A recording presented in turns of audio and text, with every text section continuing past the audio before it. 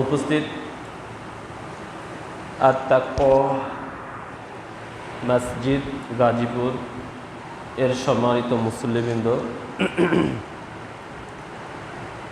জবনিকার অন্তরালে শ্রদ্ধাস্পতি নিয়ে স্নেহশীল মা ও ভগ্নীগণ, আলোচনা শুরুতে সে মহান আল্লাহ তাআলা দরবারে শুকরিয়া আদায় করছি যে মহান আল্লাহ সুবহানাহু ওয়া তাআলা আপনাকে আমাকে যথাসময়ের পূর্বে দুনিয়াবী কর্মব্যস্ততাকে পরিহার করে আল্লাহ তাআলার উদাত্ত আহ্বানে সাড়া দিয়ে এ মসজিদে হাজির হওয়ার তৌফিক দান করেছেন। সকলে সে আল্লাহ তাআলা দরবারে সেজদায় শুকর আদায় করছি। সকলে বলছি আলহামদুলিল্লাহ।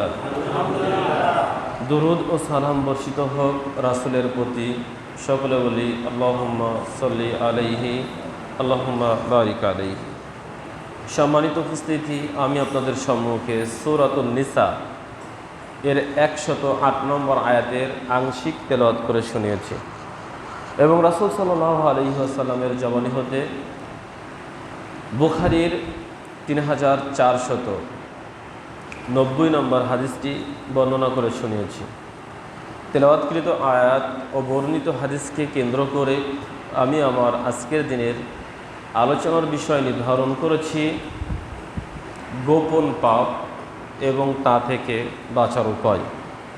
বর্ণিত বিষয়ের প্রতি পবিত্র কোরআন ও সহিহ হাদিসের আলোকে আমার অতি ক্ষুদ্র বিদ্যায় এক জনকল্যাণকর সংক্ষিপ্ত আলোচনা রাখার চেষ্টা করব ইনশাআল্লাহ। সম্মানিত উপস্থিতি, আপনারা আলোচনার বিষয় অবগত হয়েছেন।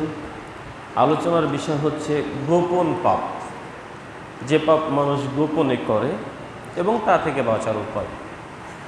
এখানে তিনটা কথা এসে যায়। এক হলো গোপন পাপ কি, এর পরিণাম কি এবং তা থেকে বাঁচার উপায়। এক কথায় আমি বলে দিই, খুতবা শেষ করে দিলাম। সেটা হলো এই, মানুষকে ফাঁকি দিয়ে মানুষের চক্ষুর অন্তরালে লুকিয়ে নির্জনে মানুষ যে পাপটি করে, অন্যায়টি করে, এটা হচ্ছে গোপন পাপ। এই গোপন পাপের পরিণাম কি? আল্লাহর দয়া রহমত থেকে আপনি বঞ্চিত হবেন, পরকালীন জীবনে জাহান্নামী হবেন। বাঁচার উপায়, আপনাকে তাকওয়া অবলম্বন করতে হবে। বাস, এটাই শেষ। এবার একটু আসি, বিস্তারিত দিয়ে একটি কথা বলার চেষ্টা করি। গোপন পাপের যদি আমি লিস্টটি করতে যাই, তো গোপন পাপের লিস্ট মানে সিরিয়াল করে আজকের জুম্মায় শেষ করা যাবে না, কারণ সব পাপই গোপন পাপ। গোপন পাপ ছাড়া কিছু আছে কিনা আমার জানা নাই। ব্যক্তিগত জীবনে, কর্মজীবনে গোপন পাপ যদি আপনি দেখেন, তাহলে আপনি দুধের ব্যবসা করেন, দুধেতে পানি মিশিয়েছেন, মধুতে ভেজাল দিয়েছেন, সরিষার তেলে ভেজাল দিয়েছেন, নারিকেলের তেলে পাম তেল লাগিয়েছেন, ফলমূলে ফরমালিন দিয়েছেন, ওজনে কম দিয়েছেন, 2 নম্বর জিনিস বিক্রয় করেন, ইত্যাদি ইত্যাদি। এগুলো সব কর্মজীবনের গোপন পাপ। আরও যত যা রয়েছে, আপনি একজনের কামলা করেন বা কোথাও চাকরি করেন, অফিসের বসকে দেখিয়ে ভালো কাজ করেন, অফিসের বস চলে গেলে কাজে ফাঁকি দেন। আপনি সরকারি কর্মকর্তা, দায়িত্বশীল, সরকারি কাজে অনীহা রয়েছে, আপনি দায়িত্ব পালন করেন না। যখন সরকার তদন্ত করে তখন একটু দেখান যে আমি খুবই আন্তরিক, পরবর্তীতে আপনি কিছুই করেন না, বসে বসে সময় পাস করেন। এইভাবে যদি আপনি দেখেন, আপনার জীবনটাই গোপন পাপের ওপর রয়েছে। আপনার বাচ্চা খেলাধুলা করে, শীতকালে ওই কি জন্য ব্যাট খেলে, এই লাইন থেকে কারেন্ট নিয়েছে, বিদ্যুৎ নিয়েছে, ওটা দিয়ে খেলা করে, আপনার বাড়ি মিটার থেকে দেননি, এটা গোপন পাপ। এইভাবে আপনি যা দেখবেন সবই গোপন পাপ। গোপন পাপের লিস্টটি করলে এই আপনার প্রত্যেকটা দায়িত্বেই গোপন পাপ হয়ে রয়েছে, মানে গোপনে আপনি পাপ করছেন। এই লিস্টটি করে শেষ করা যাবে না। তো এই যে আপনি আপনার কর্মজীবনে গোপন পাপ করলেন, পরিণাম কি হবে? পরিণাম আপনি কিয়ামতের মাঠে দেখবেন, ফামাইয়া আমাল মিসকালা যাররাতিন খায়রান ইয়ারা ওয়া মাইয়া আমাল মিসকালা যাররাতিন শাররান ইয়ারা। যদি আপনি জাররা পরিমাণ, অনুপরিমাণ ভালো কিছু করেন, কিয়ামতের মাঠে এটা দেখবেন। যদি জাররা পরিমাণ, যদি খারাপ কিছু করেন, কিয়ামতের মাঠে সেটা দেখবেন। অতএব আপনি দুধে পানি দিয়েছেন বা ইত্যাদি যাই কিছু করেছেন, 10 কেজি দুধে 2 কেজি পানি দিয়েছেন, এই 2 কেজি দুধ কিয়ামতের মাঠে আপনাকে আদায় করতে হবে। এটা বাস্তবতা, এটাই সত্য কথা। এভাবে আপনি কর্মজীবনে ডিউটি ফাঁকি দিয়েছেন, যত ঘন্টার ডিউটি ফাঁকি দিয়ে আপনি উপার্জন করেছেন, এটা আপনি কিয়ামতের মাঠে দেখতে পাবেন। এটাকে আপনার আদায় করতে হবে। তা কীভাবে আদায় করবেন? আদায় করার পদ্ধতি হলো, আপনার যে নেকি রয়েছে ওই নেকিটা আপনার অধীনস্থদের দিয়ে দিবেন। আর অধীনস্থদের যদি আপনার আর নেকি না থাকে, যে আমার তো নেকির চাইতে পাওনাদার বেশি, তা নেকি নাই, তাহলে অধীনস্থদের যে পাপ রয়েছে ওই পাপটা আপনাকে নিতে হবে। তা আপনি সরকারি কর্মকর্তা, আপনি কাকে নেকি দিবেন? আপনাকে যারা বেতন দেয় এই সাধারণ জনগণ সকলকে দিবেন। আপনি বিদ্যুৎ লাইন থেকে বিদ্যুৎ চুরি করেছেন, কাকে দিবেন? এই বাংলাদেশের প্রত্যেকটি 18 কোটি মানুষ বলেন আর যাই বলেন, সকলকে দিবেন, কারণ তাদের সম্পদ আপনি চুরি করেছেন। এভাবে আপনাকে করতে হবে। কারণ একটা জিনিস মনে রাখবেন, আল্লাহ ন্যায়পরায়ণ এবং ইনসাফ ভিত্তিক বিচার করবেন কিয়ামতের মাঠে। আপনার সামান্যতম ঋণ থাকতে আল্লাহ আপনাকে বিচার শেষ করবেন না এবং জান্নাত জাহান্নাম হিসেবে ঘোষণা করবেন না। একটা হাদিস, আশ্চর্যজনক হাদিসটা হলো এই, রাসূল সাল্লাল্লাহু আলাইহি ওয়াসাল্লাম জানাজার পাশে বসে আছেন। তা তিনি বলছেন, আজকে আমার উপরে এমন একটি বিধান নাজিল হলো যা আমার জীবনে এত কঠিন এবং জটিল আর কোনো বিধান নাজিল হয়নি। কি? সেটা হলো এই, একজন ব্যক্তি যদি দুনিয়াতে আসে আর 3 বার মৃত্যুবরণ করে, যদিও মানুষকে দুনিয়াতে একবার এসে দ্বিতীয়বার আসার আর সুযোগ নাই, ঈসা আলাইহিস সালাম দ্বিতীয়বার আসবেন, কিন্তু এ ব্যতীত আদম আলাইহিস সালাম থেকে শুরু করে কিয়ামত পর্যন্ত কোনো মানুষ দুনিয়া থেকে একবার চলে যাওয়ার পরে আর দ্বিতীয়বার আসার সুযোগ নাই। তারপরও হাদিস কত গুরুত্ব আর হাদিস কত কড়া, এটা বোঝানোর জন্য রাসূল বলছেন, যদি একজন মানুষ মারা যায় এবং 3 বার আবার দুনিয়াতে আসলেন, 3 বার মারা গেল, 3 বার দুনিয়াতে আসলেন, মারা যাওয়ার সিস্টেমটা কি? রোগে ভুগে, অ্যাক্সিডেন্ট করে, এগুলোতে না। মারা যাওয়ার সিস্টেমটা হলো 3 বারই শহীদ হয়েছেন। 3 বারই কি হয়েছেন? শহীদ হয়েছেন। মানে জিহাদ করতে গিয়ে শত্রুর তরবারির আঘাতে তার শরীর দ্বিখণ্ডিত হয়ে 3 বারই মারা গিয়েছেন শহীদ হয়ে। যদিও একবারে বেশি সুযোগ নাই, গুরুত্ব বোঝানোর জন্য রাসূল বলছেন, এত কঠিন এত জটিল যে একজন মানুষ 3 বার দুনিয়াতে আসলো আর 3 বারই মারা গেল, বিছানাতে শুয়ে নয়, বয়োবৃদ্ধ হয়ে নয়, রোগে আক্রান্ত হয়ে নয়, অ্যাক্সিডেন্ট হয়ে নয়, 3 বারই মারা গেল জিহাদের ময়দানে শত্রুর তরবারির আঘাতে শহীদ হয়ে। এই ব্যক্তিকে তার ঋণ জান্নাতে যেতে দিবে না ততক্ষণ পর্যন্ত যতক্ষণ না তার ঋণ পরিশোধ হবে। বুঝতে পারছেন? এটাই হলো বাস্তবতা। অতএব আপনি আপনার কর্মজীবনে যে ঋণগুলো রয়েছেন, শহীদের ঋণ যদি 3 বার শহীদ হয়ে যদি তাকে জান্নাতে না যাওয়া অসম্ভব হয়ে যায়, আপনার আমার পরিণাম কি হবে আজকের বালিশে মাথা রেখে একটু ভেবে দেখবেন। দ্বিতীয় হলো, আমি আপনার আমার ডিজিটাল পাপ করতে পারি, আবার পূর্ণ যে রয়েছে এগুলো দিয়েও পাপ করতে পারি। এগুলো একটা পাপ রয়েছে, ডিজিটাল পাপ, এবং দৈহিক যাকে পাপ। সেটা কি? আপনি রাত দিন ওই পর্নোগ্রাফি দেখছেন, অশ্লীল নাটক, সিনেমা বা নাচ, ড্যান্স এগুলো দেখছেন, অবৈধভাবে রাতে ছেলে মেয়ে প্রেম করছেন, মেসেজ চালাচালি করছেন, ইত্যাদি করছেন, এভাবে করছেন। বা আপনার ছেলে মেয়ে নির্জনে একত্রিত হয়ে বয়ফ্রেন্ড বা কি গার্লফ্রেন্ড এই নাম দিয়ে নির্জনে গল্প মত্ত রয়েছে, পরকীয়ায় লিপ্ত রয়েছেন, এভাবে শারীরিক সম্পর্ক একজন আর একজনের সঙ্গে করছেন, অবৈধ জিনা ব্যভিচারে লিপ্ত রয়েছেন, হস্তমৈথুন করছেন, এভাবে আপনি করছেন। এগুলো মানুষকে না জানিয়ে এই পাপগুলো করছেন। এই পাপগুলো হলো আপনার ডিজিটাল অথবা দৈহিক। আপনি যেটা অঙ্গ প্রত্যঙ্গ দিয়ে করছেন, হয় হাত দিয়ে করছেন, নয় পা দিয়ে করছেন, নয় চোখ দিয়ে করছেন, ইত্যাদি ইত্যাদি অঙ্গ প্রত্যঙ্গ দিয়ে করছেন। এগুলোর পরিণামও অনেক ভয়াবহ। আপনি আমি কল্পনাও করতে পারবো না যে আল্লাহ রাব্বুল আলামিন এই সমস্ত পাপের জন্য কিয়ামতের মাঠে আপনাকে আমাকে কত জটিল, কত কঠিন শাস্তি দিবেন। দুনিয়ার জীবনে তো আপনার রিজিক কমে যাবে, আপনি চেহারা মলিন হয়ে যাবে, দুনিয়ার জীবনে তো আপনি অসুস্থতায় ভুগবেন, আরও কত কিছু থাকবে, এটা তো দুনিয়ার জীবনে হয়ে যাবে। পরকালীন জীবনে আপনার আমার জন্য অনেক বড় সমস্যা রয়েছে, অনেক কঠিন রয়েছে। কারণ আপনি আমি জান্নাত পাবো না, নিষিদ্ধ জিনিস দেখে যদি আপনি বিরত না থাকতে পারি, আপনার আমার চক্ষুকে হেফাজত না রাখতে পারি, তাহলে জান্নাত পাবো না। রাসূল সাল্লাল্লাহু আলাইহি ওয়াসাল্লাম বলেছেন, ও আইনুন কাফাত আন মাহারিমিল্লাহ, ওই চক্ষু জান্নাতে যাবে যে চক্ষু নিষিদ্ধ জিনিস দেখে নিচু হয়ে যায়, ফিরিয়ে নেয় তার চক্ষুকে। তা আপনি নিষিদ্ধ জিনিসের প্রতি আসক্ত, চোখ ফিরিয়ে নেওয়া তো দূরের কথা, আপনি রাত দিন মোবাইলে মেসেজ চালাচালি করছেন, রাত দিন প্রেমালাপ করছেন, আপনার মেয়ে আপনার ছেলে মেসেজ করছে, ভিডিও কলে ইত্যাদি ইত্যাদি করছে, এটা তো অনেক বড় খারাপ। আপনি বাহিরের একটা ছেলে মেয়ের সঙ্গে আপনার সম্পর্ক হবে। আরে দেবর সম্পর্কে বলতে গিয়ে রাসূল সাল্লাল্লাহু আলাইহি ওয়াসাল্লামকে জিজ্ঞাসা করা হলো, রাসূল সাল্লাল্লাহু আলাইহি ওয়াসাল্লাম আফারাআইতাল হামর, আপনি দেবর সম্পর্কে একটু আমাদেরকে জানান তো দেখি। তা রাসূল সাল্লাল্লাহু আলাইহি ওয়াসাল্লাম বলছেন, আল হামল মাউত, দেবর হলো তোমাদের জন্য মৃত্যু স্বরূপ। আমরা যেমন মৃত্যুকে ভয় পাই, মৃত্যু থেকে বাঁচার জন্য নিজেকে চেষ্টা করি, তা দেবর হলো ভাবি তোমার জন্য এরকম মৃত্যু। এখন দেখেন তো কয়জন ভাবি এই দেবর থেকে পালিয়েছে। ভাবির তো ভালোই লাগে না দেবর ছাড়া, হয় মামাতো দেবর, চাচাতো দেবর, ফুফাতো দেবর, খালাতো দেবর, পাড়াতো দেবর, এভাবে কত দেবর। ভাবির তো মজাই জমে না দেবর ছাড়া, দেবরেরও মজা জমে না ভাবি ছাড়া। তো এটাই তো চলছে, এটা তো মৃত্যু স্বরূপ। এভাবে আপনি আমি চললে কি করে আপনি আমি পরকালীন জীবনে এই মৌত আপনাকে খুঁজছে, মৌত আপনাকে খুঁজছে, আপনি মৃত্যু থেকে বাঁচার চেষ্টা করছেন না।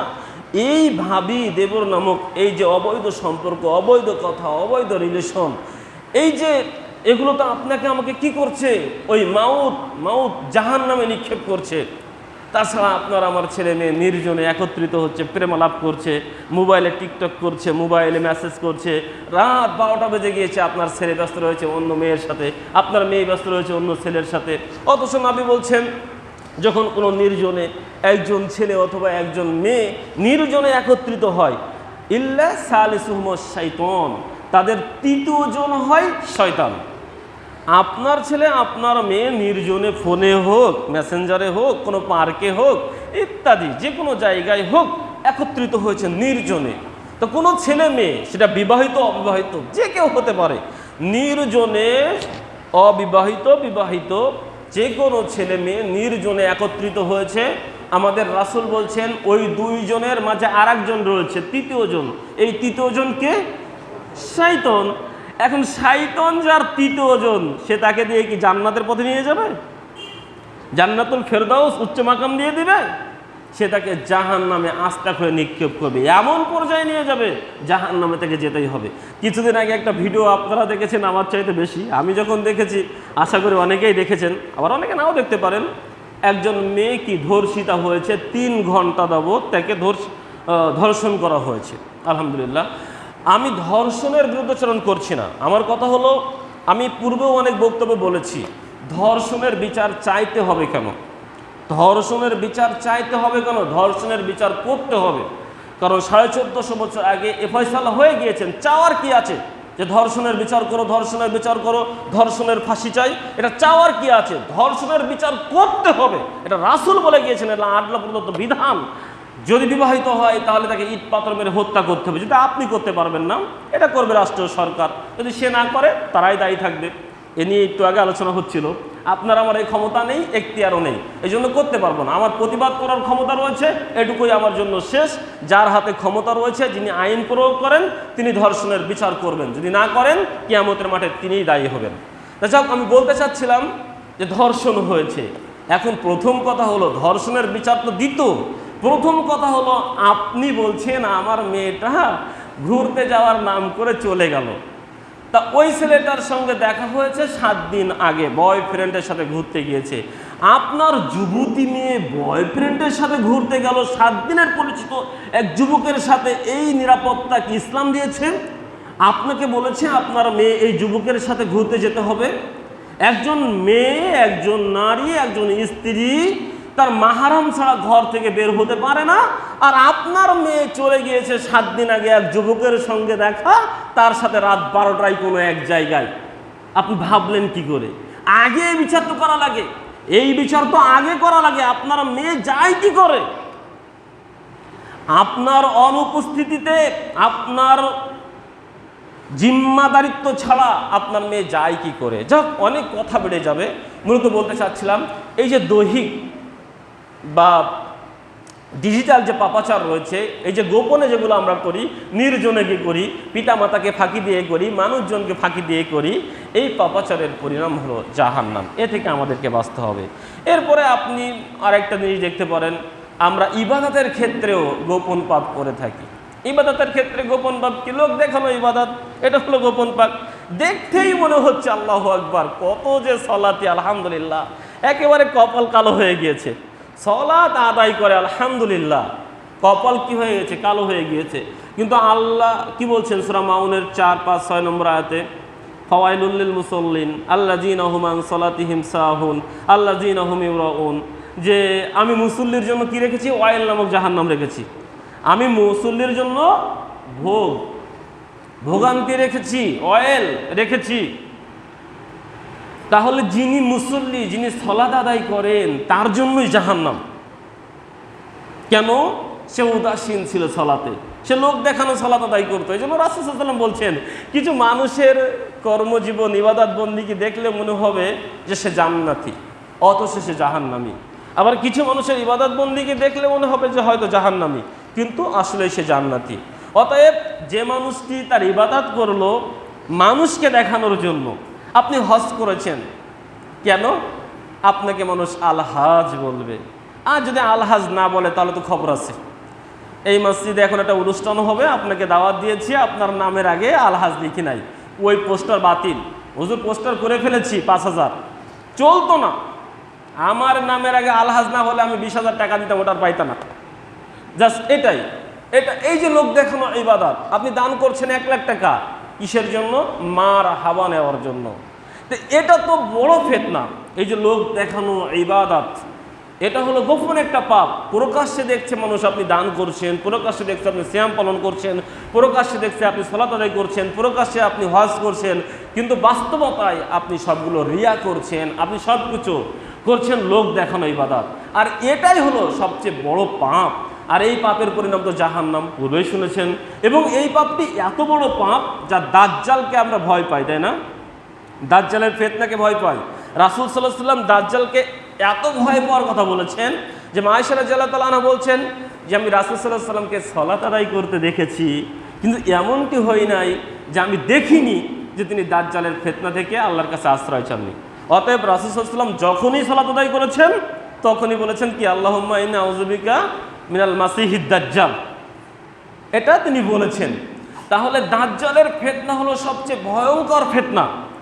এই দাজ্জালের ফিতনাকে হার মানায় লোক দেখানো ইবাদত, গোপনভাবে যে পাপটা আপনার মনের ভিতরে রয়েছে। কেননা রাসূল আবু সাঈদ খুদরি রাদিয়াল্লাহু তাআলা আনহু বলছেন, তিনি বলেন রাসূল সাল্লাল্লাহু আলাইহি ওয়াসাল্লাম একদা খরাজা আলাইনা রাসূলুল্লাহ সাল্লাল্লাহু আলাইহি ওয়াসাল্লাম, একদা রাসূল সাল্লাল্লাহু আলাইহি ওয়াসাল্লাম আমাদের নিকটে আসলেন। ওয়া নাহনু নাতাযাকারু মাসিহিদ দাজ্জাল, আমরা তখন দাজ্জাল সম্পর্কে আলোচনা করছিলাম। তিনি বললেন, ক্বালা আলা উখবিরুকুম বিমা হুয়া আখআফু আলাইকুম ইনদি মিনাল মাসিহিদ দাজ্জাল, আমি কি তোমাদেরকে এই দাজ্জালের চাইতেও বড় একটা মারাত্মক পাপাচারের কথা, বড় একটা ফিতনার কথা আমি কি তোমাদেরকে বলবো না, যেটা এই দাজ্জালের চাইতেও বড়, দাজ্জালের চাইতেও খারাপ? কুলনা বালা ইয়া রাসূলুল্লাহ সাল্লাল্লাহু আলাইহি ওয়াসাল্লাম, রাসূল সাল্লাল্লাহু আলাইহি ওয়াসাল্লাম দাজ্জালের ফিতনার চাইতেও খারাপ, দাজ্জালের চাইতেও অতিষ্ঠ আপনি আমাদেরকে জানান। তখন তিনি বললেন, ক্বালা আশিরকুল খফি, সেটা হচ্ছে গোপন শিরিক, লুকায়িত শিরিক, লুকায়িতভাবে যে শিরিক করে, লুকায়িতভাবে যে পাপ করে। ক্বালা আশিরকুল খফি, কিভাবে এই গোপন পাপটা, গোপন শিরিকটা কিভাবে করছে? আন ইয়াকুমার রাজুলু ফায়ুসাল্লি ফায়ুরিদু সালাতাহু লিমা ইয়ারা মিন নাজরি রাজুলিন। আন ইয়াকুমার রাজুলু ফায়ুসাল্লি, একজন ব্যক্তি সালাত আদায় করছে, ফায়ুরিদু সালাতাহু লিমা ইয়ারা মিন নাজরি রাজুলিন, এই কথাটা ভেবে একজন মানুষ সালাত আদায় করছে, কিন্তু তার মাথায় রয়েছে কি? লিমা ইয়ারা মিন নাজরি রাজুলিন, যে আমার এই সালাত আদায় করাটা কোনো একজন মানুষ দেখছে, আমার এই সালাত আদায় করাটা কোনো একজন মানুষ দেখছে। এই কথা ভেবে যে ব্যক্তি সালাত আদায় করছে, মানে লোক দেখানোর জন্য, আল্লাহকে সন্তুষ্ট করার জন্য নয়। লোক দেখছে আমার সালাত আদায় করাটা, তাই আমি কত সুন্দর করে, যে কেউ মনে হয় দেখছে আমার সালাত আদায় করাটা, একেবারে রুকু সেজদা কত করে দিচ্ছি। এটাই হলো শিরকুল খফি, গোপন শিরিক। অতএব এই গোপন ইবাদত, এই গোপন শিরিক, রাসূল সাল্লাল্লাহু আলাইহি ওয়াসাল্লাম শুধু শিরিকের কথা বললেন, সালাতের দৃষ্টান্ত দিলেন।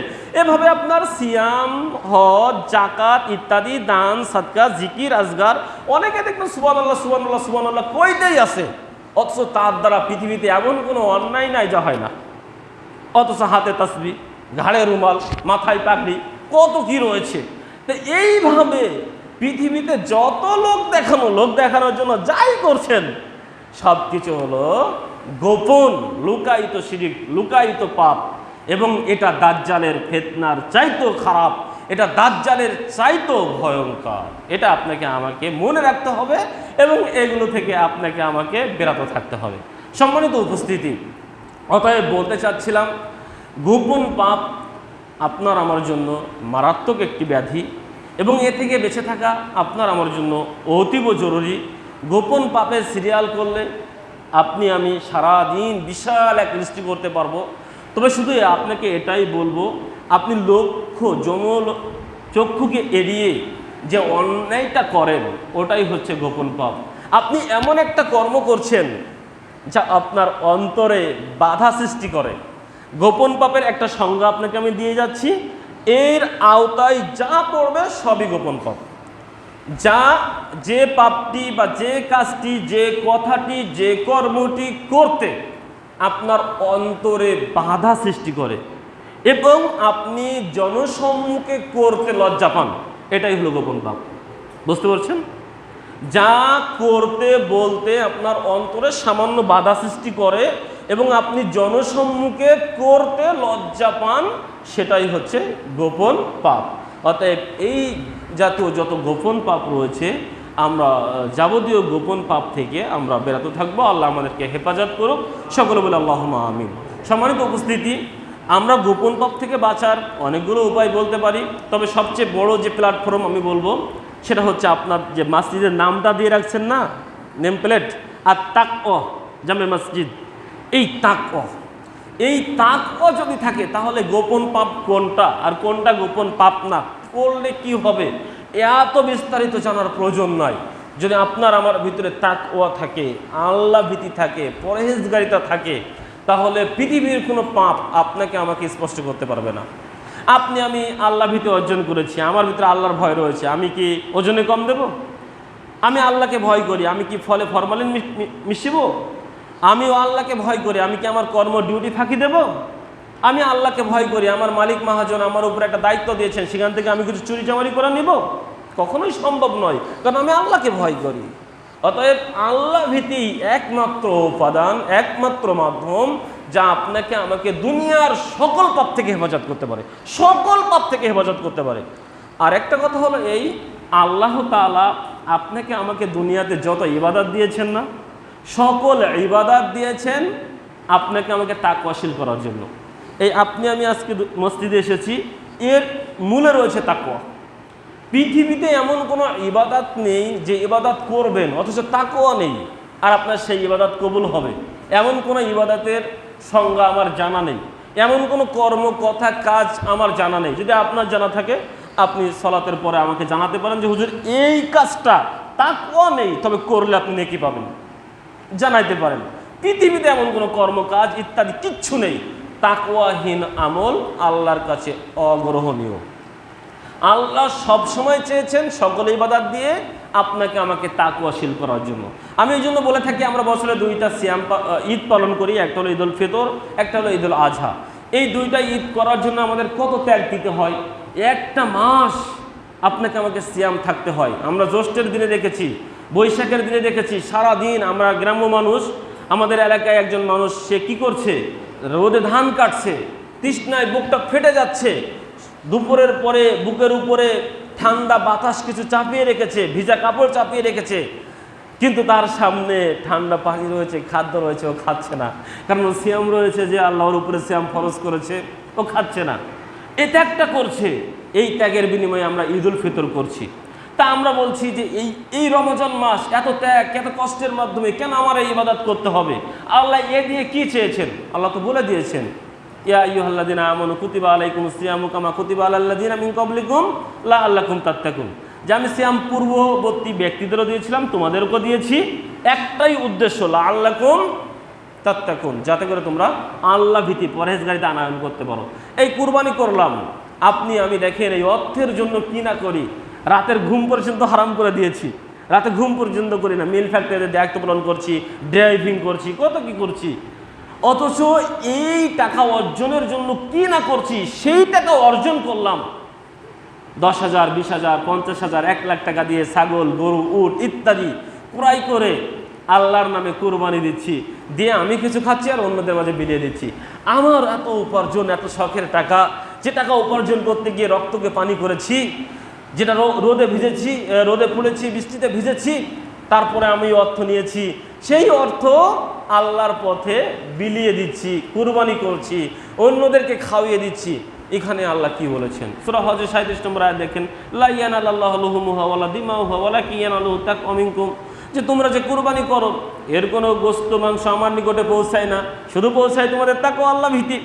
তাহলে আমি আপনাদেরকে যে মেসেজ দিতে চাচ্ছিলাম সেটা হলো এই, সকল পাপাচার থেকে বাঁচার একমাত্র মাধ্যম হলো আল্লাহ ভীতি, তাকওয়া, পরহেজগারিতা অর্জন করা। আর আল্লাহ তাআলা দুনিয়াতে আপনাকে আমাকে যত ইবাদত বন্দেগী, তাসবিহ, তাহলিল, জিকির, আজগার যা কিছু দিয়েছেন সব কিছুর মূলে আল্লাহ চেয়েছেন আপনি আমি যেন তাকওয়াশীল হই, পরহেজগারিতা আনয়ন করি। এখন আমি আপনাকে এই তাকওয়ার উপরে দু একটা পয়েন্ট কথা বলবো, যে কেন আপনাকে আমাকে তাকওয়াশীল হতে হবে, তাকওয়াশীল হলে আপনার আমার পুরস্কারটা কি। আল্লাহ তাআলা সূরা হুজুরাতের 13 নম্বর আয়াতে বলছেন, ইন্না আকরামাকুম ইনদাল্লাহি আতকাকুম, নিশ্চয় আল্লাহর নিকটে সেই বেশি সম্মানিত যার হৃদয়ে কি রয়েছে, আল্লাহর ভয় রয়েছে। অপর এক হাদিসে আবু হুরায়রা রাদিয়াল্লাহু তাআলা আনহু বলছেন, সুইলা রাসূলুল্লাহ সাল্লাল্লাহু আলাইহি ওয়াসাল্লাম মান আকরামুন নাস ক্বালা আতকাহুম, যেটা বুখারী এর 3490 নম্বর হাদিস, রিয়াজুস সালিহিনের 70 নম্বর হাদিস। ওখানে নবী সাল্লাল্লাহু আলাইহি ওয়াসাল্লামকে জিজ্ঞাসা করা হলো, মানুষের মধ্যে সবচাইতে সম্মানিত ব্যক্তিকে, সবচাইতে মর্যাদাবান ব্যক্তিকে? তিনি বললেন ক্বালা আতকাহুম, যার হৃদয়ে আল্লাহর ভয় রয়েছে, যে তাকওয়াশীল।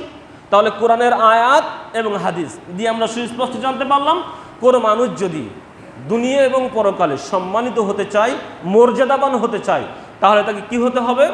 তাকওয়াশীল হতে হবে, পরহেজগারিতা আনয়ন করতে হবে।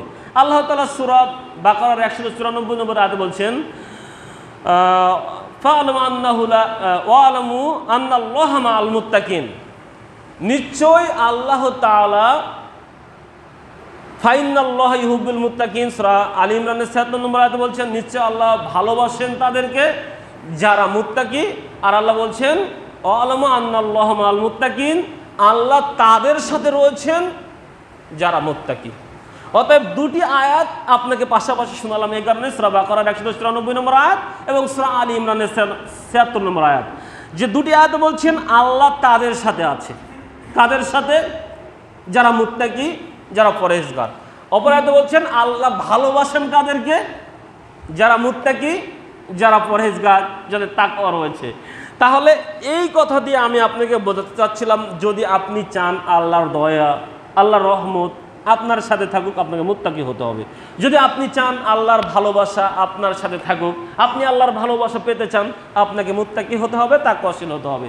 যদি আপনি চান দুনিয়াতে আপনি সম্মানিত হবেন, পরকালীন জীবনে সম্মানিত হবেন, তাহলে আপনাকে মুত্তাকি হতে হবে। আর যদি মনে করেন না, মানুষ আমাকে সম্মান দিলেই হলো, আল্লাহর ভালোবাসার প্রয়োজন নেই, আল্লাহর দয়া রহমত সাথে প্রয়োজন, জনগণ তো আমার আছে, অমুক ভাই এগিয়ে চলো, আমরা আছি তোমার পিছে, এরকম থাকলে যদি হয় সেটা ভিন্ন কথা। তবে এটা সত্য কথা, আস্তাগফিরুল্লাহ, ক্ষমা চেয়ে নিচ্ছি, পৃথিবীর কোনো শক্তি আপনাকে সম্মান দিতে পারবে না, পৃথিবীর কোনো শক্তি আপনার মর্যাদা অক্ষুণ্ণ রাখতে পারবে না, পৃথিবীর কোনো শক্তি আপনাকে দণ্ডায়মান রাখতে পারবে না, পৃথিবীর সূচনা লগ্ন থেকে আজ অবধি পর্যন্ত কোনো শক্তি, আল্লাহর দয়া, আল্লাহর রহমত, আল্লাহর ভালোবাসা ব্যতীত এই দুনিয়াতে টিকে থাকিনি এবং থাকবে না। আপনার চোখের সামনেও অনেক প্রমাণ দেখেছেন, ইতিহাস থেকে জেনেছেন। যতই শক্তিধর মানুষ হোক, দুনিয়াতে যত সম্মান নিয়েই চলুক, এই দুনিয়ার বুক থেকে তাকে লাঞ্ছিত, পদদলিত, অপমানিত হয়ে বিদায় হতে হয়েছে। এটাই বাস্তবতা। সম্মানিত উপস্থিতি, অতএব বলতে চাচ্ছিলাম তাকওয়াশীল বা পরহেজগারিতা আনয়ন করতে হবে।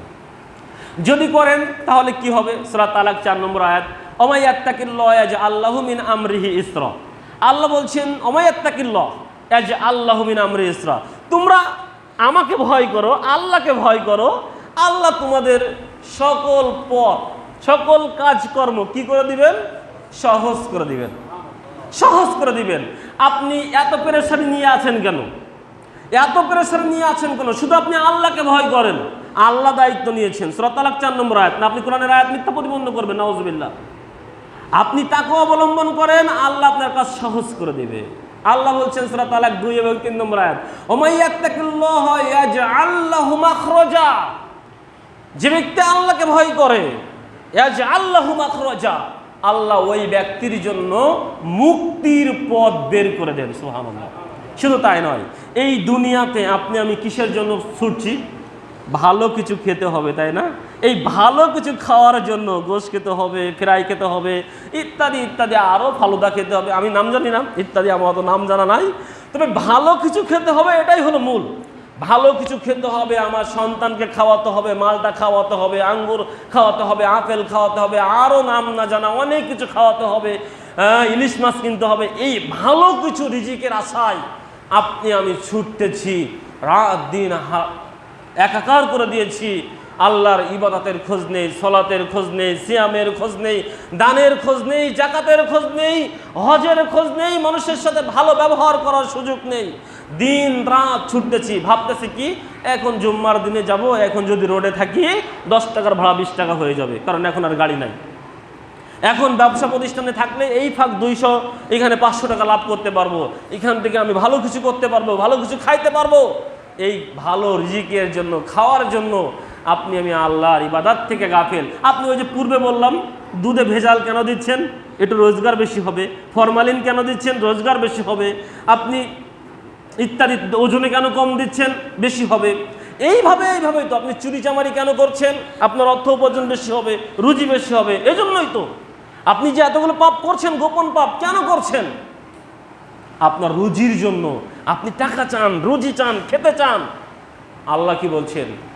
ওমাই ইয়াত্তাকিল্লাহ ইয়াজআল লাহু মাখরাজা। যে ব্যক্তি আল্লাহকে ভয় করে, আল্লাহ ওই ব্যক্তির মুক্তির পথ বের করে দেন। ওয়ায়ারযুকু মিন হাইসু লা ইয়াহতাসিব। আপনি মনে রাখেন এই কথাটা, মাথায় সেট করে রাখেন। ওয়ায়ারযুকু মিন হাইসু লা ইয়াহতাসিব। আল্লাহ ওই ব্যক্তির জন্য এমন এক জায়গা থেকে রিজিকের ব্যবস্থা করেন, লা ইয়াহতাসিব, যা তার হিসাবে ছিল না। সুবহানাল্লাহ। অতএব হিসাবহীন জায়গা হতে, কল্পনাহীন জায়গা হতে, আশাহীন জায়গা হতে, চিন্তাহীন জায়গা হতে, ভাবনাহীন জায়গা হতে আল্লাহ মুত্তাকি ব্যক্তির জন্য রিজিকের ব্যবস্থা করবেন, এ দায়িত্ব আল্লাহ নিয়েছেন। সুবহানাল্লাহ। ওয়ায়ারযুকু মিন হাইসু লা ইয়াহতাসিব। দুনিয়ার মানুষ, শুধু তুমি আমাকে ভয় করো, তোমার দায়িত্ব আমাকে ভয় করা, আর তোমাকে ভালো খাওয়াতে হবে, এ দায়িত্ব আমি আল্লাহ। সম্মানিত উপস্থিতি, রিজিক নিয়ে কথা বলতে গেলে ব্যক্তিগত জীবনের কথা বলতেই হয়। আমি যখন ছোট ছিলাম তখন আমার পিতামাতা বলতো, আমার এই ছেলে হাঁটতে গেলে পড়ে যায়, এই যে কি করে খাবে। আল্লাহু আকবার। এই পেরেশানিতে আমার পিতামাতা শেষ। আল্লাহ চাইলে আমাদের তাকওয়া অতটা নাই, তারপরও চেষ্টা করি মিথ্যা কথা না বলার, চেষ্টা করি মানুষের কোনো ফাঁকি না দেওয়ার। এই জন্য আমি যখনই এই ধরনের কথা বলি তখন একটা কথা বলি, এটা আমার ক্রেডিট নেওয়ার জন্য নয়, আপনাকে অনুপ্রেরণা দেওয়ার জন্য, যে আসমানের নিচে দুনিয়ার উপরে এমন কোনো ব্যক্তি নেই আমাকে এসে বলবে তোমার কাছে 1 টাকা পাই। আমাকে এখনো বলবে, এই তো লাইভ হচ্ছে বা ভিডিও যাবে, কেউ থাকলে বলতে পারে যে আমাকে বলবে যে আরাফাত বিন আহসান তোমার কাছে আমি 1 টাকা পাই। আপনি আমার কাছে টাকা নেননি, এটা ভিন্ন কথা, আপনি আমাকে ভালোবাসা দেখিয়েছেন, ভিন্ন কথা। কিন্তু ঋণ আছে, আপনার দাবি আছে, অথচ আমি আপনাকে 1 টাকা দেই নাই, এমন ব্যক্তি নাই। তো চেষ্টা করি সামান্য কিছু। তো এই বিনিময়ে আল্লাহ যেটা দিয়েছেন, যে ছেলেটা নিয়ে এত ভাবনা যে কি করে খাবে, সেই ছেলের বাসায় এত খাদ্য, এত খাবার। আপনার ফ্রিজে কতটা গোশ আছে জানি না, আমার ফ্রিজে এখনো 10-12 কেজির উপরে গোশ রয়েছে আলহামদুলিল্লাহ। আমি কখনো 7 বছরের ভিতরে কখনো আম কিনি নাই, 1 কেজি আম কিনি নাই, অথচ আমার বাড়িতে সমানে আম এখনো পর্যন্ত রয়েছে। কাকে দিয়ে খাবো সেই টেনশনে রয়েছি। আমি কখনো কাঁঠাল কিনি নাই, অথচ আমার বাড়িতে এখনো কাঁঠাল রয়েছে, ফ্রিজে রেখে দিয়েছি। কাকে দিয়ে খাওয়াবো ভাবছি, কাল সকালে ছাত্র যখন মাদ্রাসা আসবে তাদের দিয়ে খাইয়ে দেব। এইভাবে কত রিজিক যে আসছে। আরে হুজুর একটা গোস্ত খান, এই দাবি রাখতে রাখতে দেখেন পেটের মেদ ভুঁড়ি কমাতে পারছি না। হুজুর একটা গোস্ত খান বা একটা খান, এই করেন সেই করেন, এই একটার দাবি রাখতে রাখতে পেটের মেদ ভুঁড়ি কমাতে পারছি না। কিন্তু আমাকে নিয়ে আমার পিতামাতার ভাবনা কি ছিল? আমার ছেলে কি করে খাবে, আমার ছেলে কি করে খাবে, এই ভাবনা। অথচ আল্লাহ দায়িত্ব নিয়েছেন আপনার ছেলে কি করে খাবে। মনে আপনি আল্লাহকে ভয় করেন, আপনার জন্য রিজিকের দায়িত্ব আল্লাহ নিয়েছেন। ওয়ায়ারযুকু মিন হাইসু লা ইয়াহতাসিব। সম্মানিত উপস্থিতি, শুধু তাই নয়, আপনি পাপের জন্য ভাবছেন যে আমি এত পাপ করেছি, এত কিছু করেছি, গোপন পাপ করেছি, লুকায়িত পাপ করেছি, ইত্যাদি ইত্যাদি কত পাপ রয়েছে মানুষ জানে না। এটা তো করেছি। আমরা মানুষ থেকে পাপ লুকাতে চাই। গোপন পাপের কথা বলতে গিয়ে একটা হাদিস আয়াতের কথা তো বলতেই হয়। আমরা মানুষ থেকে পাপ লুকাতে চাই, তাই না?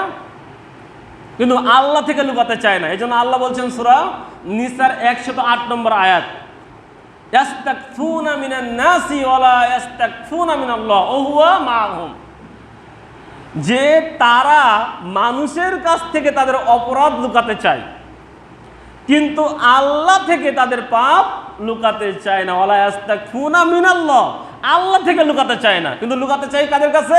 ইয়াস্তাকফুনা মিনান নাসি, মানুষের কাছে লুকাতে চায় যে মানুষ যেন আমার এই পাপটা না দেখে, কিন্তু আল্লাহ থেকে লুকাতে চাই না। অথচ আল্লাহ বলছেন ওহুয়া মাআহুম, অথচ আল্লাহ তাদের সাথে রয়েছেন, আল্লাহ তাদের পাপ দেখছেন, সব কিছু করছেন। আল্লাহ থেকে লুকাতে চায় না, মানুষ থেকে লুকাতে চায়। তা আপনি আল্লাহ থেকে লুকাতে না চেয়ে ইতিপূর্বে অনেক পাপ করেছেন, অনুতপ্ত, পাপের জন্য আপনি ক্রন্দনশীল। আপনি স্বীকার করেন, আজকে স্বীকার করেন, আপনার পাপ ক্ষমা হবে। মা আয়েশা রাদিয়াল্লাহু তাআলা কি বলছেন? ফা ইন্নাল আবদা ইযা ইতারাফা সুম্মা তাবা তাবাল্লাহু আলাইহি, যখন কোনো বান্দা অথবা বান্দি তার পূর্বের কোনো অপরাধের কথা স্বীকার করে কোন দণ্ডত অবস্থায় আল্লাহর কাছে ক্ষমা ভিক্ষা করে, আল্লাহ তাকে ক্ষমা করে দেন। সুবহানাল্লাহ। ক্ষমা নিয়ে আলোচনা করলে সেটা পরিষ্কার হবে যে পৃথিবীতে এমন কোনো পাপ নেই আল্লাহ ক্ষমা করবে না। এটা ইনশাল্লাহ যদি আপনি এই চোখের পাতা নড়তে আপনি ক্ষমা চেয়ে যেতে পারেন, আপনার পাপ ক্ষমা হবে ইনশাআল্লাহ। সম্মানিত উপস্থিতি, আল্লাহ সূরা তালাকের 5 নম্বর আয়াতে বলছেন, ওয়া ইয়াত্তাকিল্লাহু ইউকাফির আনহু সাইয়্যাতিহি ওয়া ইউযিম লাহু আজরা, যে ব্যক্তি আল্লাহকে ভয় করে আল্লাহ তার পাপকে মিটিয়ে দেন এবং তার জন্য রয়েছে মহা পুরস্কার জান্নাত। সুবহানাল্লাহ। অতএব আপনি আজ থেকে, এখন থেকে আল্লাহকে ভয় করা শুরু করেন, আপনার পিছনের যত পাপ রয়েছে আল্লাহ সব কি করবেন?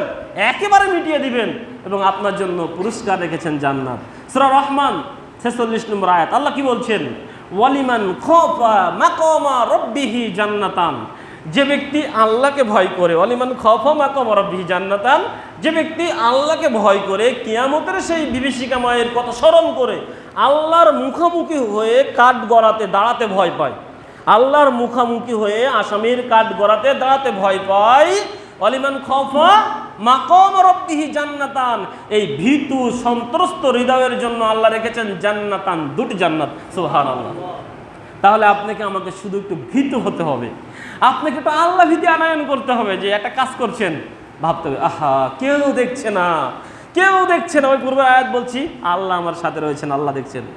কোনো গোপন পাপ থাকবে না, কোনো গোপন পাপ থাকবে না। কত নির্জনে যাবেন, আপনি শুধু ভাবেন আহা আল্লাহ তো আছেন, আল্লাহকে ভয় করতে হবে, এটা শুধু ভাবেন, পৃথিবীর সব পাপ শেষ। যদি আপনি আল্লাহ ভীতি আনয়ন করতে পারেন, আল্লাহকে ভয় করে কান্নাকাটি করতে পারেন, আপনি জাহান্নামী হবেন না, জান্নাতে যাবেন। ইবনে আব্বাস রাদিয়াল্লাহু তাআলা আনহু ক্বালা রাসূলুল্লাহ সামি'তু রাসূলুল্লাহ সাল্লাল্লাহু আলাইহি ওয়াসাল্লাম আইনান লা তামাসসাহুমুন নার আইনুন বাকাত মিন খাশিয়াতিল্লাহ ওয়া আইনুন বাতাত তাহরুসু ফি সাবিলিল্লাহ। রাসূল সাল্লাল্লাহু আলাইহি ওয়াসাল্লাম বলেছেন দুটি চক্ষু জাহান্নামে যাবে না। আইনানি লা তামাসসাহুমুন নার, তার একটা হলো আইনুন বাকাত মিন খাশিয়াতিল্লাহ, যে চক্ষু আল্লাহকে ভয় করে কান্নাকাটি করে। ও আইনুন বাতাত তাহারুসু ফি সাবিলিল্লাহ, যে চক্ষু মানুষের জানমালের নিরাপত্তা দেয়। তিরমিজি মিশকাত হাদিস নম্বর 3829। তো এখানে আপনি কি জানলেন, কি বুঝলেন? আল্লাহ রাসূল বলছেন দুটি চক্ষু জাহান্নামে যাবে না, জান্নাতে যাবে। এক, আল্লাহকে ভয় করে কান্নাকাটি করতে হবে। কান্নাকাটি করেন আপনি? আল্লাহ ভীতি আছে? আল্লাহ ভীতি থাকলে কি আর আপনি আমি গোপনে পাপ করতে পারি? গোপন পাপ নিয়ে ভাবতে হয় আপনাকে আমাকে? আমি তো দেখছি যে মানুষ দেখছে না, তাই কি হয়েছে? আল্লাহ তো দেখছে, তাহলে গোপন পাপ কেন থাকবে? আল্লাহ ভীতি নাই, আল্লাহকে নিয়ে কান্নাকাটি করার সুযোগ নাই। আর দ্বিতীয় যে কথা, সেটা হলো মানুষের জানমালের নিরাপত্তা। এটা নাই, এটা নিয়ে আর আলোচনা করে লাভ নাই। আপনার আমার চোখ তো জেগে থাকে মানুষের জানমালের নিরাপত্তা দিতে না, কখন মানুষকে পিটাবেন এজন্য, কখন মানুষের জানমালের ক্ষতি করবেন, কার কোন জায়গা থেকে আপনি আত্মসাৎ করবেন, ফাঁকি দিবেন, লুটতরাজ করবেন, ডাকাতি করবেন, চুরি করবেন, ইত্যাদি ইত্যাদি করবেন। এজন্য আপনি জেগে রয়েছেন, এজন্য আপনি রাত দিন একাকার করে দিয়েছেন। মানুষের জানমালের নিরাপত্তা আপনার কাছে নেই, আপনার কাছে রয়েছে মানুষের জানমালের ক্ষতি।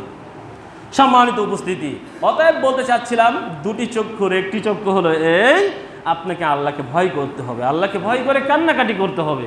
করলে আপনার কাছে পাপ থাকবে না, আপনি জাহান্নামী হবেন না, আপনি জান্নাতি হবেন। আসলে এই কথাটা বোঝানোর জন্য রাসূল সাল্লাল্লাহু আলাইহি ওয়াসাল্লাম আরও একটা কঠোর বাক্য বলেছেন। এই যে আপনি জান্নাতি হবেন, আপনি জাহান্নামী হবেন না, এই কথাটা বোঝানোর জন্য রাসূল সাল্লাল্লাহু আলাইহি ওয়াসাল্লাম আরও একটি কঠোর বাক্য বলেছেন। বাক্যটি কি? আন আবি হুরায়রা রাদিয়াল্লাহু তাআলা আনহু ক্বাল ক্বালা রাসূলুল্লাহ সাল্লাল্লাহু আলাইহি ওয়াসাল্লাম লা ইয়ালিজুন নারা রাজুলুন বাকাই মিন খাশিয়াতিল্লাহ। তিরমিজি মিশকাত হাদিস নম্বর 3828। বর্ণিত এই হাদিসে আমাদের নবী সাল্লাল্লাহু আলাইহি ওয়াসাল্লাম বলছেন, লা ইয়ালিজুন নারা রাজুলুন বাকাই মিন খাশিয়াতিল্লাহ, যে ব্যক্তি আল্লাহকে ভয় করে কান্নাকাটি করে ওই ব্যক্তি জাহান্নামে যাওয়া অসম্ভব, ওই ব্যক্তি জাহান্নামে যাওয়া অসম্ভব। সুবহানাল্লাহ, তাই না? তো অসম্ভব কথাটা বুঝতে আমাদের কষ্ট হচ্ছে, তাই না? যে অসম্ভব কি, এর কোনো মূল্য নেই। যে জাহান্নামে যাওয়া অসম্ভব রাসূল বলেছেন, অসম্ভব, এটা কোনো মূল্য নেই। রাসূল সাল্লাল্লাহু আলাইহি ওয়াসাল্লাম এর পরের বাক্য বলছেন, হাত্তা ইয়াউদাল লাবানু ফিজ যারঈ। আর তাকওয়া মসজিদের মানুষ, তোমরা বুঝলে না আমি অসম্ভব কথাটা ব্যবহার করলাম। যে ব্যক্তি আল্লাহকে ভয় করে কান্নাকাটি করে তাকে জাহান্নামে যাওয়া অসম্ভব। লা ইয়ালিজুন নারা রাজুলুন বাকাই মিন খাশিয়াতিল্লাহ, ওই ব্যক্তি জাহান্নামে যাওয়া অসম্ভব। এই অসম্ভব কথাটা বোঝা যায়নি। হাত্তা ইয়াউদাল লাবানু ফিজ যারঈ, অসম্ভব মানে গরুর বাট থেকে, গরুর উলান থেকে দুধ টেনে বের করে ওই দুধকে গরুর উলানে আবার ফিরিয়ে দেওয়া যেমনটি অসম্ভব, যে ব্যক্তি আল্লাহকে ভয় করে কান্নাকাটি করে ওই ব্যক্তি জাহান্নামে যাওয়া অনুরূপ অসম্ভব। সুবহানাল্লাহ। এবার আপনাকে চ্যালেঞ্জ করলাম, আপনার মৃত্যু পর্যন্ত চ্যালেঞ্জ করলাম, আপনার মৃত্যু পর্যন্ত আপনি আপনার গরুর উলান বাট থেকে সকালবেলা যে 10 কেজি দুধ বের করেছেন, দহন করেছেন, ওই দুধটা মৃত্যুর আগ পর্যন্ত আপনার সময় থাকলো, ওই দুধটা আপনাকে ওই উলানে ফিরিয়ে দিতে হবে। কিয়ামত হয়ে যাবে, মৃত্যু তো দূরের কথা, কিয়ামত হয়ে যাবে। আপনার ওই গরুর উলান থেকে সকালে যে 5 কেজি 10 কেজি দুধ বের করেছেন ওটা ফিরিয়ে দিতে পারবেন না, এটা অসম্ভব। রাসূল বলেছেন, ব্যক্তি তুমি আল্লাহকে ভয় করে কান্নাকাটি করো, তুমি জাহান্নামে যাবে না, তোমাকে জাহান্নামে যাওয়া অসম্ভব। এভাবে গরুর দুধের সাথে তোমরা দিলেন। আপনি কান্নাকাটি করেছেন কখনো? আপনাদের গোপন পাপ হবে না কেন? আরে গোপন পাপ হবে না কেন? আমি তো কান্নাকাটি করতে বুঝি না। আমি সবসময় একটা কথা বলি, যে আপনি জীবনেও কান্নাকাটি করেন না আল্লাহকে ভয় করে। তা আপনি বলবেন, হুজুর কি বলেন? হ্যাঁ, আমি এটাই বললাম। যান আজকে খুতবা শেষে বালিশে মাথা রেখে চিন্তা ভাবনা করবেন যে হুজুর এত বড় গলায় কথা বলে গেল যে আমি কখন নাকি আল্লাহকে ভয় করে কাঁদিনি। আমি চাই আমার কথা ভুল প্রমাণ হোক, তবে আপনি আমার কথা ভুল প্রমাণ করতে ব্যর্থ। এখানে উপস্থিত নারী পুরুষ সকলকে বলছে আপনি ব্যর্থ। আপনি কেঁদেছেন কেন? আপনার শরীর অসুস্থ, আপনি কেঁদেছেন। এখনও হয়তো কাঁদতে কাঁদতে মসজিদে এসেছেন, কেন? আপনি অসুস্থ ছিলেন। আপনার উপরে জুলুম করেছে, আপনার অর্থ সম্পদ কেউ মেরে নিয়েছে, আপনার ব্যবসায় ক্ষতি হয়েছে, পারিবারিকভাবে স্বামী স্ত্রী ভালো বনবনিত নেই, হ্যাঁ, সন্তানাদির মাঝে ভালো বনবনিত নেই, আজও কেঁদেছেন, কালও কাঁদবেন, মৃত্যুর আগের দিনও কাঁদতে পারেন, এটা ভিন্ন কথা। কিন্তু আল্লাহকে ভয় করে কেঁদেছেন, এদিনটা আপনার আছে? আপনি কখনো ভেবেছেন এই মাটির নিচে আপনার জায়গা হবে? এই মাটির নিচে আপনাকে থাকতে হবে, আপনার পায়ের নিচে যে মাটি রয়েছে, একটু ঘরের দরজা বন্ধ করে দিলে দম লেগে যায়। আজ যে মাটির চতুর্দিক থেকে আমাকে ঢেকে রেখেছে, এই মাটির নিচে আমি রয়েছি, এখানে আমাকে থাকতে হবে। আমার পরিণাম হয় জান্নাত হবে, নাই জাহান্নাম হবে। জাহান্নামের সেই বিভীষিকাময় কথা কখনো শুনেছেন? জাহান্নামের বর্ণনা শুনলে গায়ের লোম খাড়া হয়ে যাবে। জাহান্নামের বর্ণনা যদি আপনি শোনেন, আমি কথা দিচ্ছি আপনার গায়ের লোম দাঁড়িয়ে যাবে ইনশাআল্লাহ। এত বিভীষিকাময় জাহান্নামের কথা। যাই হোক, কখনো ভাবেননি এটা আপনার জীবনে নেই। আপনি কি করেন? আপনি টিকটক করেন। আপনি এখন কি আপনার স্বামী স্ত্রী মিলে একসঙ্গে কাপল ব্লগ করেন। আপনার মেয়ে টিকটকার, আপনার ছেলে টিকটকার। আপনারা মানুষকে হাসাতে ভালোবাসেন, আপনি হাসতে ভালোবাসেন, আপনি হাসাতে ভালোবাসেন। এভাবেই চলছে আপনাদের জীবন। আমরা এখন হাসতে ভালোবাসি, আর আপনার দোষ আমি দেই না। আমি যখন আলোচনা করি না, তখন আলোচনা করতে গিয়ে বলে আপনাকে কি দোষ দিব? এদেশের যে আলেম সমাজের উপরে দায়িত্ব রয়েছে, তারাই তো মানুষকে হাসাতে ভালোবাসে। তাই তো ওই ইউটিউবার থামলান দেয়। কি থামলান? বক্তা এমন আজ করলো, হাসতে হাসতে পেট ব্যথা হয়ে গেল। বক্তা এমন আজ করলো, বক্তার বক্তব্য শুনে যদি হাসি না লাগে এমবি ফেরত দিয়ে দেব। আমার কথা হলো, বক্তার বক্তব্য শুনে হাসি লাগতে হবে কেন? বক্তার বক্তব্য শুনে হাসতে হাসতে পিঠ ব্যথা হবে কেন? পেট ব্যথা হবে কেন? বক্তার বক্তব্য শুনে মানুষ জাহান্নামের কথা স্মরণ করবে, বক্তার বক্তব্য শুনে মানুষ জান্নাতের কথা স্মরণ করবে, বক্তার বক্তব্য শুনে মানুষ সালাত আদায় করবে, সিয়াম পালন করবে, যাকাত দিবে, হজ করবে, অন্যায় কথা বলবে না, ঘুষ খাবে না, সুদ খাবে না, গীবত করবে না, ফাঁকি দিবে না, ওজনে কম দিবে না, কখনো প্রকার কোনো লুকায়িত স্থানে, কোনো গোপন স্থানে পাপাচারে লিপ্ত হবে না, অবৈধ জিনা ব্যভিচার থাকবে না। এভাবে হবে। বক্তার বক্তব্য শুনে, বক্তার বক্তব্য শুনে মানুষ কাঁদবে, বক্তার বক্তব্য শুনে মানুষ আল্লাহ ভীতি আনয়ন করবে, বক্তার বক্তব্য শুনে মানুষ পরহেজগার হবে, বক্তার বক্তব্য শুনে মানুষ আল্লাহকে স্মরণ করে জান্নাত পাওয়ার জন্য ব্যাকুল হয়ে যাবে। বক্তার বক্তব্য শুনে কাঁদতে হাসতে হবে কেন? অথচ এই বক্তা আপনার আমার আইডল, তাকে আনতে হয় লাখো টাকা দিয়ে, সে আসে হেলিকপ্টারে। আর বক্তার তাকওয়ার অভাব। আমি যে তাকওয়া অস করছি না, আমি বক্তা, আমারই তাকওয়ার অভাব। এখন বক্তাদের মূল বক্তব্য বিষয় ভাইরাল হওয়া। এটা বললে আবার আমার বিরুদ্ধে এসে যায়। আমি ভাবি কার নিয়ে সমালোচনা করলে আমি ভাইরাল হতে পারবো, কার নিয়ে বদনাম করলে আমি ভাইরাল হতে পারবো, কাকে কি করলে আমি ভাইরাল হব। আমার বক্তব্যের মূল পয়েন্টটা হলো এই, আমার সারাদিনের চিন্তা চেতনা ওটাই যে একে নিয়ে যদি এই কথাটা বলি বা এই বাক্যগুলো বলি তাহলে আমি ভাইরাল হব। ভাইরাল হলে কি হবে? আমার খুতবা বেশি হবে, ভাইরাল হলে আমার মাহফিল বেশি হবে। আমার এখন 5,000 কি 10,000 টাকা ডিমান্ড, তখন 20,000 হবে, তখন 30,000 টাকা হবে। এই ভাইরাল হওয়ার নিশা। অতএব বক্তার ভিতরেই তাকওয়া নাই, যিনি বক্তব্য দেন তার ভিতরেই তাকওয়া নাই। এই জন্য বক্তার বক্তব্য দিয়ে মানুষের পরিবর্তন নাই। সম্মানিত উপস্থিতি, অতএব বলছিলাম যে আপনাকে আমাকে তাকওয়াশীল হতে হবে, আল্লাহকে ভয় করে কান্নাকাটি করতে হবে। নবী সাল্লাল্লাহু আলাইহি ওয়াসাল্লাম বলেছেন, আনাস রাদিয়াল্লাহু তাআলা আনহু قال خطب رسول الله صلى الله عليه وسلم خطبة ما سمعت مثلها قط فقال لو تعلمون ما أعلم لضحكتم قليلا ولبكيتم كثيرا فغطى أصحاب رسول الله صلى الله عليه وسلم وجوههم لهم خنين। বুখারী হাদিস নম্বর 6637। বর্ণিত এই হাদিসে আনাস রাদিয়াল্লাহু তাআলা আনহু বলছেন, খুতবাতান মা সামিতু মিসলাহা কত্তুন। রাসূল সাল্লাল্লাহু আলাইহি ওয়াসাল্লাম আমাদের মাঝে এমন এক খুতবা দিলেন যে খুতবা আমার জীবনে আমি কখনো আনাস রাদিয়াল্লাহু তাআলা শুনিনি। তিনি বললেন, ফাকালা লাউ তা'লামুনা মা আ'লামু, যেভাবে আমি আল্লাহকে জানি অনুরূপভাবে যদি তোমরা আল্লাহকে জানতে, লাযাহিকতুম কলিলান, কম কম হাসতে, ওয়া বাকাইতুম কাসীরান, বেশি বেশি কাঁদতে। আমি যেভাবে আল্লাহকে জানি, আমি যেভাবে আল্লাহকে বুঝি, অনুরূপভাবে যদি তোমরা আল্লাহকে জানতে, অনুরূপভাবে যদি তোমরা আল্লাহর শাস্তি সম্পর্কে অবগত হতে, অনুরূপভাবে যদি তোমরা জাহান্নাম কথা জানতে, অনুরূপভাবে যদি তোমরা কবর সম্পর্কে জানতে, অনুরূপভাবে যদি তোমাদের পুরস্কার জান্নাতের কথা জানতে, কি করতে? লাজাহিকতুম কলিলান, কম কম হাসতে, ওয়ালা বাকাইতুম কাসীরান, বেশি বেশি কাঁদতে। ফাকাত্তা সাবু রাসূলুল্লাহ সাল্লাল্লাহু আলাইহি ওয়াসাল্লাম উজুহাহুম লাহুম খানিনুন। এই কথা শুনে রাসূল সাল্লাল্লাহু আলাইহি ওয়াসাল্লামের সাহাবীগণ মাথাকে নিচু করে দিলেন এবং নীরবে কাঁদতে লাগলেন। সুবহানাল্লাহ। কাঁদতে হবে বেশি বেশি, আল্লাহ ভীতি আনয়ন করতে হবে। সময় কম হয়ে যাচ্ছে, কথা কিভাবে শেষ করি। এই তাকওয়াশীল ব্যক্তি কি করে বুঝবো? যার গায়ে এই লম্বা জুব্বা রয়েছে, মাথায় টুপি রয়েছে, মুখে দাড়ি রয়েছে, ওই ব্যক্তি তাকওয়াশীল। ইন্নাল্লাহা লা ইয়ানজুরু ইলা সুরিকুম ওয়া আমালিকুম ওয়ালাকিন ইয়ানজুরু ইলা কুলুবিকুম ওয়া আমালিকুম। রাসূল সাল্লাল্লাহু আলাইহি ওয়াসাল্লাম আমাদেরকে জানিয়েছেন বুখারী মুসলিম মিশকাতে 5313 নম্বর হাদিস দিয়ে, যে আল্লাহ তোমাদের ওই চেহারা ছবি দেখেন না, তোমাদের টাকা পয়সা দেখেন না, আল্লাহ দেখেন তোমাদের অন্তর, তোমাদের আমল।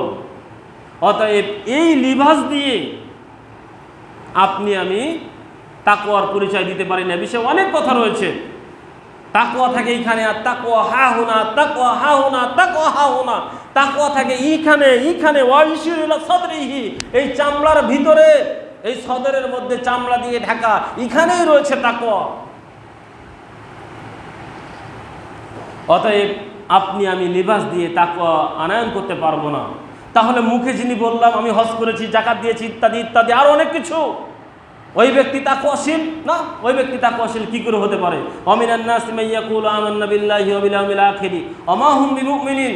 সূরা বাকারার 8 নম্বর আয়াত। কিছু মানুষ এসে বলবে আল্লাহর এবং রাসূলের প্রতি আমরা ঈমান এনেছি, আখিরাতের প্রতি ঈমান এনেছি, অথচ তারা ঈমানদার নয়। অতএব মুখে বলা ব্যক্তি ও বলছে যে আমি আল্লাহর প্রতি ঈমান এনেছি, আমি আখিরাতের প্রতি ঈমান এনেছি। আল্লাহ কি বলছেন? রাসূল সাল্লাল্লাহু আলাইহি ওয়াসাল্লাম এই মুখে বলা ব্যক্তি ও বলছে ঠিকই, কিন্তু ও ঈমানদার নয়। ও গোপনে পাপ করে, ওর মুখের কথা এক, ওর অন্তর আর এক, ওর ভিতরে গোপন রিয়া রয়েছে, ওর ভিতরে গোপন অন্যায় রয়েছে। অতএব দেখে বিশ্বাস করা যায় না, মুখে বলে বিশ্বাস করা যায় না। পূর্বেই বলেছি যিনি সালাত আদায় করেন উনি তাকওয়াশীল। তো ফাওয়াইলুল লিল মুসাল্লিন, এটাই তো। তাহলে এইটা দিয়ে প্রমাণিত হলো না, আমি সালাত আদায় করে তাকওয়াশীল প্রমাণ করতে পারলাম না, আমার লিবাস দিয়ে আমি প্রমাণ করতে পারলাম না, আমি মুখে বলে প্রমাণ করতে পারলাম না। আপনার ভিতরে কর্ম আমল দিয়ে প্রমাণ করতে হবে। সূরা আযহাব 37 নম্বর আয়াত, 35 নম্বর আয়াত, এটা অনুবাদ করে আমি কথা শেষ করবো ইনশাআল্লাহ, যদি সময় হয়ে গিয়েছে কথা বাড়িয়ে নেব না।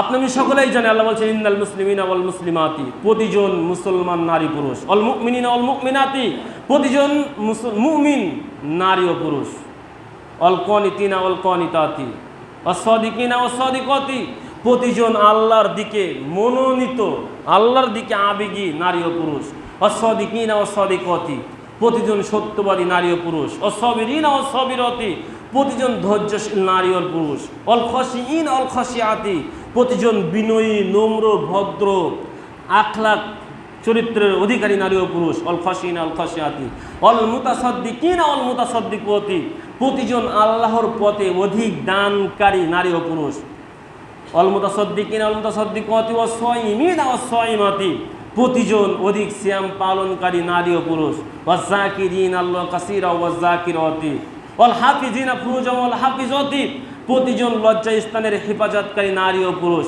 ওয়াজ যাকিরিন আল্লাহ কাসীরা ওয়াজ যাকিরাতি, প্রতিজন আল্লাহকে অধিক স্মরণকারী নারী ও পুরুষ, আ'আদ্দাল্লাহু লাহুম মাগফিরাতাও ওয়া আজরান আযীমা, এই সমস্ত নারী এবং পুরুষদের জন্য রয়েছে আল্লাহর পক্ষ থেকে ক্ষমা এবং মহা পুরস্কার জান্নাত। সুবহানাল্লাহ।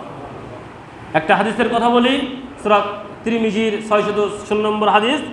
রাসূল সাল্লাল্লাহু আলাইহি ওয়াসাল্লাম বলছেন ইত্তাকু রাব্বাকুম, তোমরা আল্লাহকে ভয় করো, ওয়াসাল্লু খামসাকুম, 5 ওয়াক্ত সালাত আদায় করো, ওয়াসুমু শাহরাকুম, রমজানের সিয়াম পালন করো, আদু যাকাত আমওয়ালুকুম, তোমাদের সম্পদ হতে আল্লাহর পথে ব্যয় করো, যাকাত প্রদান করো, ওয়া আতিউ আমরিকুম, তোমাদের বৈধ নেতার বৈধ আনুগত্য করো, তাদখুলু জান্নাতা রাব্বাকুম, অতঃপর তোমার রবের জান্নাতে প্রবেশ করো। সুবহানাল্লাহ। ক্লিয়ার হিসাব।